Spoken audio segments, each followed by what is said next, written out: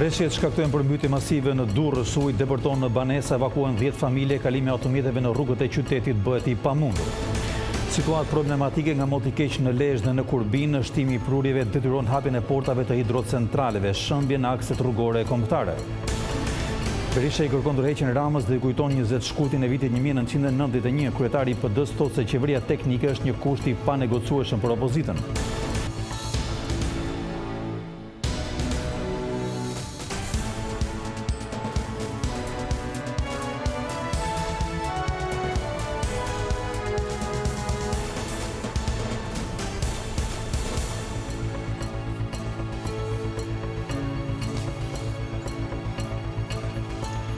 Përshëndetje të gjithëve, dhe jemi së bashku me lajmet e drekës këtu në televizionin kombëtar Vision Plus. Shqipëria është përfshirë prej orësh nga rreshjet masive të shiut, të cilat kanë sjellë probleme të mëdha në të gjithë vendin, por situata më e rënduar është në Durrës, ku thuajse gjithë qyteti është nën ujë.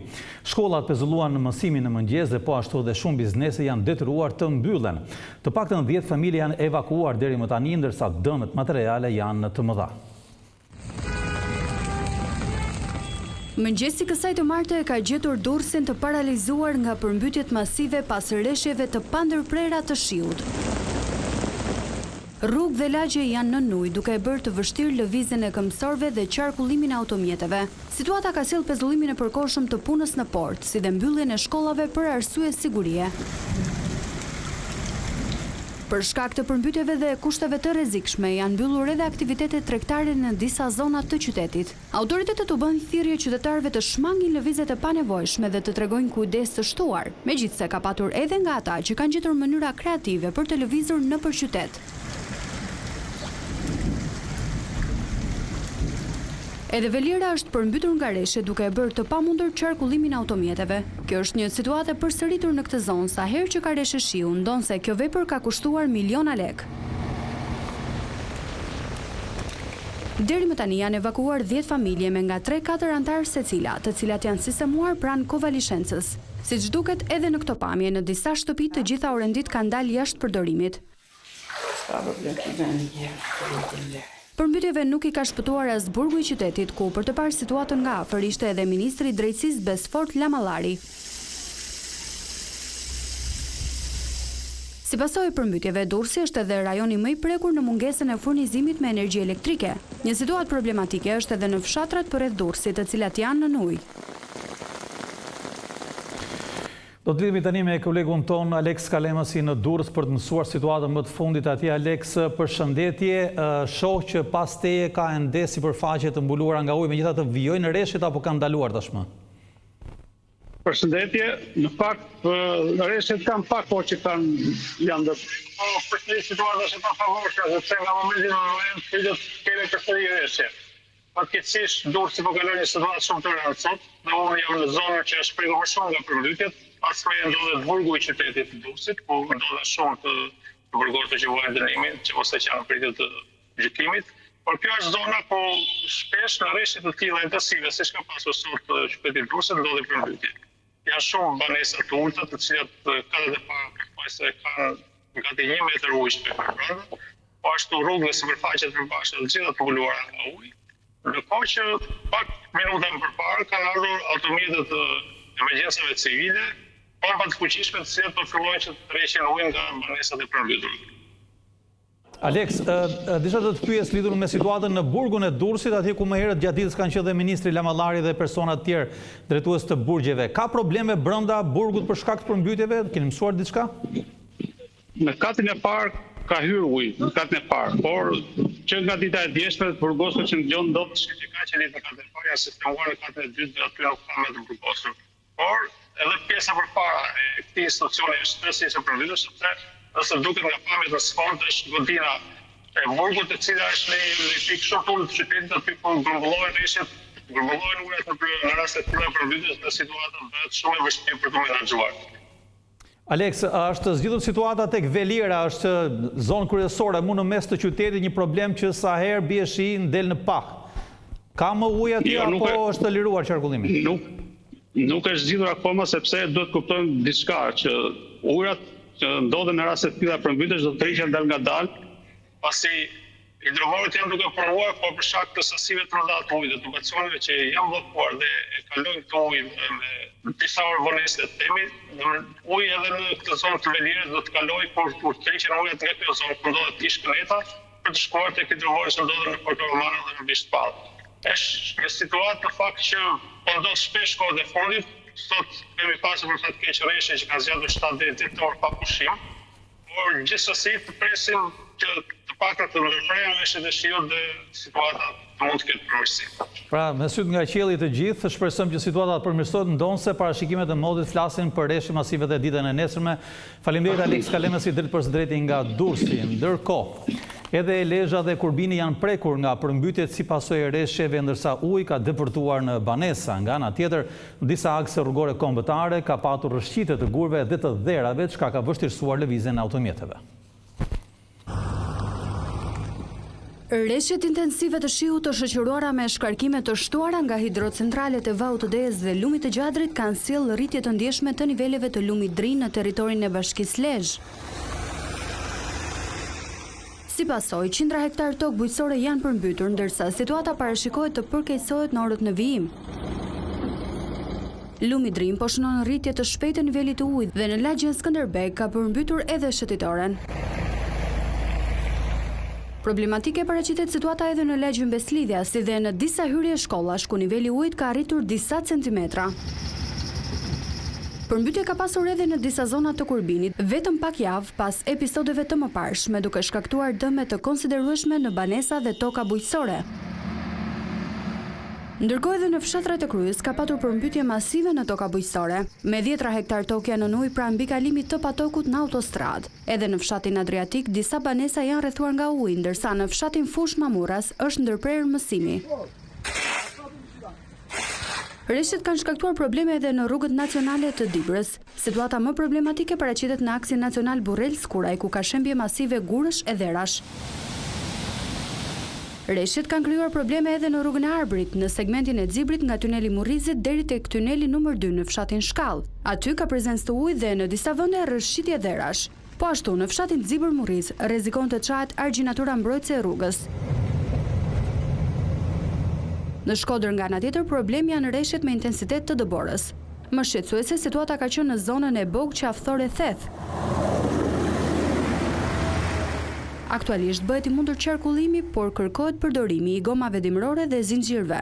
Dukagjini gjithashtu vijon prej 4 ditësh të jetë i izoluar. Këtë mëngjes ka patur një tjetër shembje të rrugës. Për shkak të rritjes së prurjeve në kaskadën e Drinit, ka nisur sot shkarkimet e kontrolluara nga hidrocentrali i Komanit dhe ai Vaut të Dejes me një sasi prej 900 m3 ujë për sekond. Prurjet në Koman dhe në Vaun e Dejes vijojnë të mbeten të larta, pa shfaqur tendencë rënje, çka e bën situatën kritike. Aktualisht këto njësi prodhimi janë në punë në kapacitet të plot me gjithsej 9 agregate në funksion. Nga ana tjetër, 22 fidera në të gjithë vendin janë jashtë punës, pasi uji ka hyrë në gabina duke shkaktuar probleme me furnizimi me energji elektrike. Situata më problematike është në zonën e Durrësit, siç u përmendëm dhe më herët.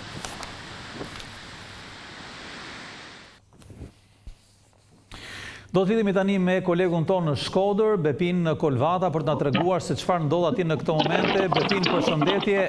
Edhe një herë duket sikur si në Durrës dhe në Shkodër janë ndalur përkohësisht rreshtet apo jo? Në fakt rreshtet vijojnë, madje në këto momente që ne flasim të shoqëruar edhe me erë, që natyrisht e bëjnë situatën edhe më të vështirë në territoret që janë të prekura natyrisht nga kjo situatë e përkeqësuar e kushteve atmosferike që është prezente në fakt prej ditësh këtu në kryeqendrën e Veriut. Janë rreshje të cilat në fakt po intensifikohen, ashtu siç edhe parashikimet janë, që gjatë orëve në ditë të kenë intensitet të lartë, që natyrisht do të ndikojnë në rritjen e prurjeve në kaskadën e Drinit dhe përpasoj edhe në rritje të shkarkimeve, që mund të kenë impakt të drejtë për drejtë në zonën e Shkodrës, ku fshatrat e parë kanë nisur tashmë të prekën nga përmbytjet tokat bujqësore, siç janë ato pranë së Malit dhe të Vërdicës, ku janë raportuar në këto momente që ne flasim edhe vërqimet e para të ujrave në tokat bujqësore, që nëse do të vijohet me të ritme shkarkime dhe mund të kemi një përkeqësim të mëtejshëm të situatës. Bepin, a kalojnë dot makinat në harkun e Vërdicës, një zonë që përmbytet shpesh herë? Aktualisht ne flasim kalimi kryet pa probleme, fatmirësisht deri në këtë momente nuk ka patur bllokim të qarkullimit, megjithatë kjo do të varet gjithmonë edhe në stasinë e shkarkimeve që do të vinë nga kaskada, sepse këto të fundit reflektojnë menjëherë në rritjen e nivelit të lumeve dhe përpasoj edhe në daljen në këtë segment të rrugës të ujit, pikërisht duke e bërë pamundur në shumë situata qarkullimin rrugor. Por në Bepin, a ka dëbor në zonat malore? Po, në zonat malore ka rreshje dëbore, ka patur një bllokim në fakt të një pjesë të segmentit rrugor që lidh Vogën me qafën e Thorës. Aktualisht autoriteti rrugor shqiptar po ndërhyn me qëllim për ta mbajtur të hapur këtë segment, por ajo që ka mbetet problematike duhet thënë është se kanë vazhdimsi rreshje dëbore të shoqëruara me stuhi, por edhe me rënje orteqesh, ka e bëjnë në disa raste të vështirë qarkullimin. Prandaj këshillohet që kushdo që i drejtohet këtyre zonave të përdorë goma dimrore dhe zinxhire dhe natyrisht të updatohet në zonat e fundit nga autoritetet, pasi në jo pak raste ka patur bllokim të rrugës për shkak se mjetet ndryshme janë drejtuar me goma verore apo pa zinxhir, çka ka bërë vështirë edhe menaxhimin e situatës. Megjithatë në momentet që ne flasim, pjesa tjetër e akseve rrugore në zonat malore janë të hapura, megjithëse ka patur her pas here rrëshqitje të dherave apo të burrave. I vetmi bllokim është Dugaxhini, prej 4 ditësh kjo zonë është e pasësueshme për shkak të shërbjeve që ka patur kryesisht në pjesën e Kirëshoshit. Janë 2 shërbje në këtë zonë, të cilat natyrisht që kanë ndikuar drejt për ta izoluar Dugaxhinin dhe duket se do të jetë një situatë që do të vijë për disa ditë të paktën, pasi është e pamundur të vihet. Po, edhe një pyetje e fundit, si është situata e furnizimit me energji elektrike? A keni drita?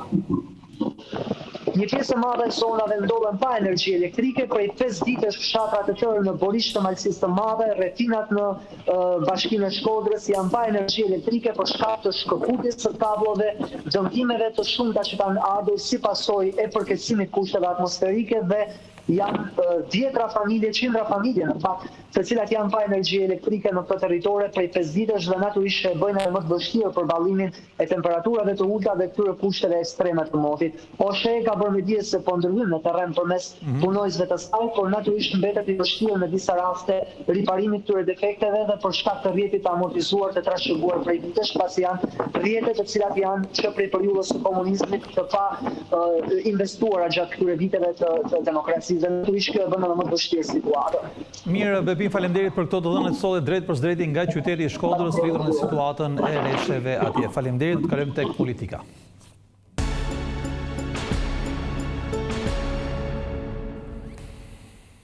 Socialistët refuzuan sërish mbledhjen e Këshillit të Mandateve për çështjen në Balluku. Pas rrëzimit të kërkesës, kreu i grupit parlamentar të PD-s Gazmend Bardhi thaj se tashmë është e qartë se shumica sipas tij kërkon të pengojë hetimet. Ai paralajmëroi një kallëzim penal ndaj kreut të kuvendit Niko Peleshi. Kërkesa e Partisë Demokratike për të zhvilluar mbledhjen e Këshillit të Mandateve lidhur me çështjen e zëvendës kryeministres Belinda Balluku u refuzua për herë të katërt nga mazhoranca. Në emër të antarësisë opozitare, Gazmend Bardhi u shpreh se kërkesa e numrit 2 të qeverisë për një afat 3 javor për të njohur me provat ka përfunduar, dhe se tashmë nuk ka asnjë justifikim për të mos mbajtur mbledhjen. Pra koha e kërkuar në kuvend 3 javë për të shqyrtuar provat e sjella nga prokuroria ishte alibia për t'u fshehur drejtësisë dhe jo një kohë e nevojshme për të përgatitur mbrojtjen përpara Këshillit të Mandateve. Për kryetarin e parlamentit Niko Peleshi, Bardhi paralajmëroi dhe një kallëzim penal. Hapi joni radhës do të jetë thirrja e mbledhjes së Këshillit të enjten dhe s'dyti, nëse kjo nuk ndodh, do të depozitojmë kallëzim penal në prokurorinë e posaçme për shpërdorim detyre ndaj kryetarit të kuvendit. Në deklaratën për mediat, akuzat shkuan dhe kundrejt kryeministrit Edi Rama, duke pretenduar se kreu i qeverisë ka ushtruar presion ndaj drejtësisë së re. Gjithë shqiptarët ishin dëshmitarë që kryeministri filloi të tregonte se çfarë kishte materiali, sigurisht gënjeu sepse nuk mund thoshtat që aty kishte mesazhe për të, që aty ka mesazhe që implikojnë Edi Ramën në afera korruptive. Po foli për dokumenta procedurave që janë vetëm një. Antarësia Demokrate do të kërkojë sërish mbledhje të Këshillit të Mandateve dhe imunitetit të enjten, ndërsa më herët, mazhoranca është shprehur se mbledhja do zhvillohet pas shqyrtimit të çështjes në gjykatën kushtetuese. Kryetari i Partisë Demokratike Berisha i bëri thirrje kryeministrit Edi Rama të dorëhiqet pasi në të kundërt sipas tij do përballet me revoltën popullore. Udhëheqësi i opozitës përsëriti dhe kërkesën për një qeveri teknike si e vetmja rrugë për të garantuar zgjedhje të lira.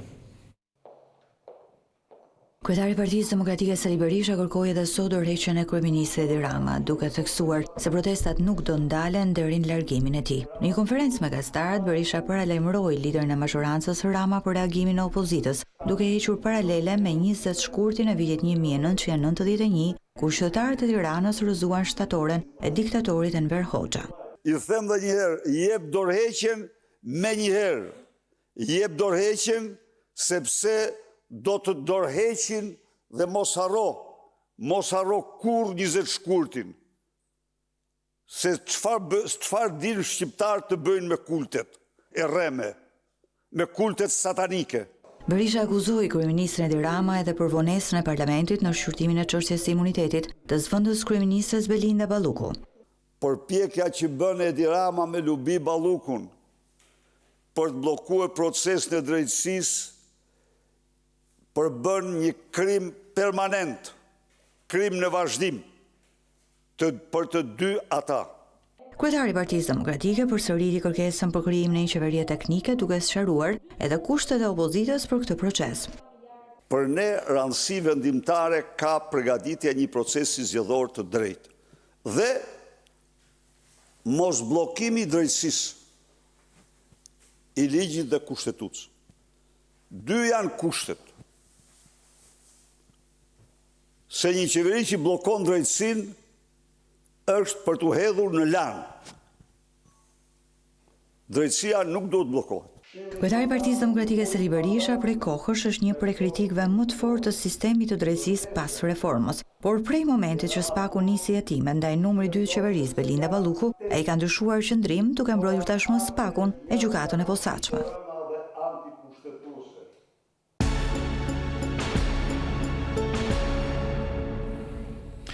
Ditët e para të janarit kanë sjellë një shtim të ndjeshëm të numrit të prekurve nga gripi dhe nga virozat e stinës. Specialistët këshillojnë që të shmanget përdorimi i medikamenteve pa u konsultuar më parë me bluzat e bardha. Grumbullimet gjatë festave të fundvitit kanë sjellë një shtim të ndjeshëm të rasteve të infeksioneve respiratore në vendin tonë. Sipas ISHP-s, vetëm në javën e parë të janarit janë mbi 13.000 raste të personave të prekur, ndërsa ka patur edhe shtrime. Mjekët apelojnë për kujdes të shtuar si mënyra më efektive për të frenuar përhapjen. Vërehet rritja e qarkullimit të gripit krahasuar me javët paraardhëse, të prekur janë të gjitha grup moshat, por kryesisht gripi mbizotron tek moshat fëminore dhe moshat mbi 65 vjeç. Personat të cilët nuk janë vaksinuar ende dhe nuk e kanë kaluar gripin, duhet paraqiten në qendrën shëndetësore të vendbanimit të tyre për t'u vaksinuar. Nuk përjashtohet gjithashtu edhe prania e nëntipit K të gripit. Sipas specialistëve, ka të njëjtat simptoma si gripi i zakonshëm, por përhapet më lehtë. Mund të ketë një qarkullim, variacionet të ashtu quajtura i tipit K, po dhe në variacionet të tjera janë të zakonshme, sepse këto ndryshimet gjenetike të vogla janë të pritshme. Që me shfaqjen e simptomave të para, qytetarët duhet të paraqiten pranë mjekut për të shmangur përkeqësimin e gjendjes shëndetësore dhe komplikacioneve. Specialistët këshillojnë gjithashtu shmangjen e medikamenteve pa rekomandimin e mjekut. 6 janari, pra dita e sotme, shënon në ditën e ujit të bekuar për besimtarët ortodoks dhe shumë prej tyre morën pjesë në ceremoninë e hedhjes së kryqit në ujë, ndërsa të rinjt garuan me njëri tjetrin për kapjen e tij, duke sfiduar të ftohtin. Pavarësisht kushteve atmosferike, besimtarët ortodoks kryen këtë të martë ritualin e ditës së ujit të bekuar. Në Korçë, ceremonia filloi herët në mëngjes, ku pasi u kryen të gjitha ritet fetare, mitropoliti i Korçës, Hirsieti Imzot Anastasi, hodhi kryqin në ujërat e shatërvanit të qytetit. Kryqi i shenjtë u kap nga Eriu Ervis Rakipi, i cili e merr këtë bekim për herë të tretë, duke u konsideruar një shenjë mbrojtjeje hyjnore. Edhe në Berat, ceremonia u mbajt në kishën e Shën Dimitrit, në qendër të qytetit. Imzot Asti me kryqin në dorë dhe në tinguit e këmbanave të kishës ju drejtua lumit të sumë për të hedhur kryqin. 10 të rinj nga të gjitha lagjet e Beratit u hodhën në ujin e ftohtë e mes tyre këtë vit ishte edhe një fëmijë 8 vjeçar. Kryqi u kap nga 15 vjeçari Fabio Nacho. Moti Meshi nuk ndali as besimtarët ortodoks të Elbasanit të kremtojnë ditën e ujit të bekuar. Hedhja e kryqit u bë në një nga pishinat e qytetit dhe 3 të rinj garuan duke sfiduar temperaturat e ulta. Ishte 14 vjeçari Hermes Halili, ai që nxorri kryqin nga uji. Quhem Hermes Halili, jam 14 vjeç dhe është një bekim i madh për mua që mora kryqin këtë vit. Perëndia të bekoj, bravo Hermes, të lumë. Bekimin e Zotit, urime. Në ceremoninë e zhvilluar në Florë, i vetmi që u hodh në det dhe arriti të kapte kryqin mes dallgëve ishte 30 vjeçari Mario Nesturi. Pak kushte të vështira atmosferike, po mendimin e Zotit ja dolën. Ndërsa në Fier, kisha e Shëngjergjit e organizoi ritualin në Shatërvanin në sheshin Europa. Për të dytin vit radhës, kryqin e nxorri 18 vjeçari nga Roskoveci, Samuel Kola. 18 vjeç nga Roskoveci. Është hera e parë? Hera e dytë. Radhasi. Shumë. Një mesazh. Ndihmë bekuar. Falenderoj Zotin mbi gjitha, familjen tim dhe miq. Durrësi dhe disa qytete në veri e anuluan këtë ritual fetar për shkak të motit të keq. Dita e ujit të bekuar kremton pagëzimin e Krishtit. Kryqi duhet të kapet nga besimtarët dhe simbolizon pastrimin e ndriçimin e tyre. Ata marrin prej ujit të bekuar për ta ruajtur gjatë gjithë vitit e për të spërkatur shtëpitë e tyre. Këtu kemi përfunduar me elementonat të drekës. Faleminderit dhe miru takofshim.